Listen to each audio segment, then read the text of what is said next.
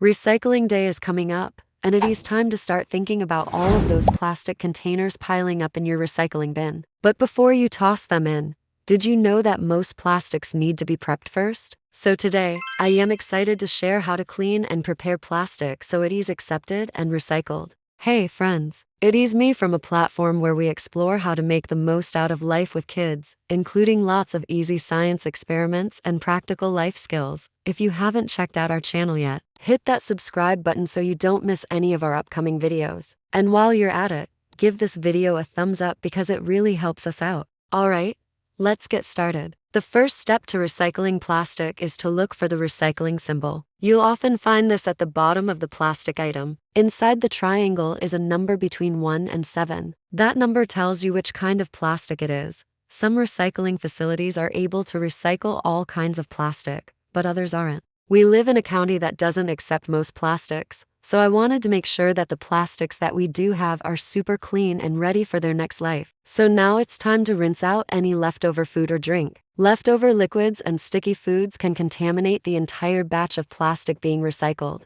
So even though it might seem like just a tiny amount, take a few seconds to rinse out anything that's left over to prevent contamination. Next, give the container a good scrub. For especially sticky substances like sauce or oil, use a sponge and some dish soap to scrub the surface. For example, this peanut butter jar had quite a bit of stuck-on peanut butter, so I put a little soap on the sponge and then scrubbed around the edges. Be sure to wash your hands before you begin. By the way, it's also smart to wear gloves when handling dirty recycling, especially if you're working with someone who has sensitive skin. I picked up these nitrile exam gloves from an online store. They come in handy for many different projects and cleanup jobs. And don't worry, I'm going to have a giveaway for these later in the video. Once everything has been rinsed out, let the items air dry completely before placing them in your recycling bin. Moisture can cause mold and ruin whole batches of recycling. To save time, place the items in a safe location near your sink where they'll get plenty of airflow and sunshine. While they're drying,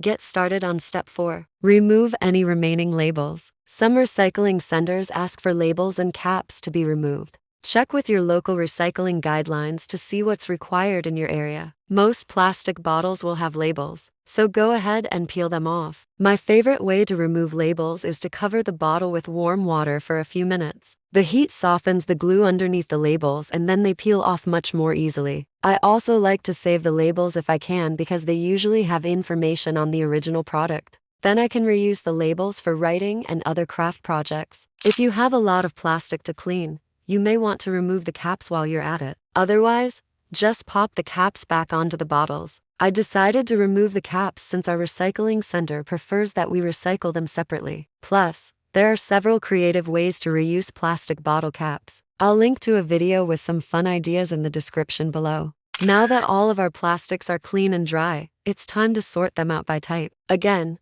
check your local guidelines to see whether sorting is required in your area. Some recycling facilities aren't able to process certain types of plastics, so it is better to leave them out of your bin rather than risk contaminating a whole load of recycling. Our facility is able to recycle PET bottles and jugs, so I'm going to save those for now. Other common types of plastics include PP, which you'll often find in containers such as yogurt tubs. I wish more facilities were able to recycle these because they're so convenient, but until then, we're going to reuse ours instead. As you gather up your sorted plastics, remember to give them one last rinse and wipe down to make sure they are completely empty and free of any residue. Now they're finally ready for the recycling bin. Now let's talk about why it's important to clean our recycling. Recycling saves natural resources and energy. It reduces pollution and greenhouse gas emissions. It conserves landfill space and creates jobs. These benefits don't apply if the recycling process has to stop due to contaminated materials. That is why it is so important to clean out any food or liquid residue from our containers before putting them in the recycling bin.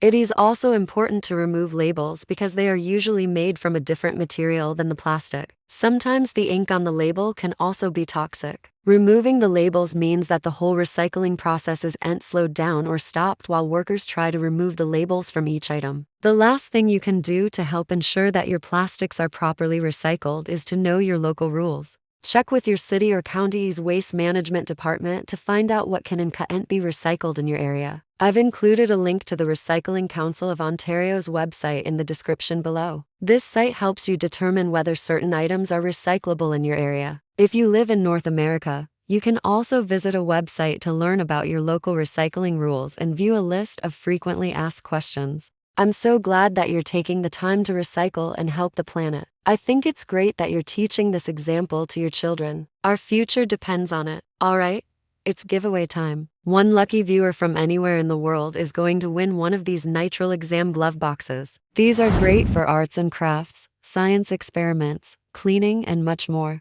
To enter, leave a comment below telling me what you plan to do with your box of gloves. Winners will be notified by email and have 48 hours to claim their prize. Include your email address in the comment section. Be sure to leave your social handle on our server so we can contact you if you win. All information will be kept private and will not be shared. Giveaways end on November 18th, 2022. Good luck. All right, that's it for today. Hit the like button and leave me a comment. Tell me which step was the messiest for you. If you're new here, be sure to subscribe so you don't miss any of our fun science and life skill videos. Click on the screen to see 2 additional videos that I know you'll love. Thanks for watching.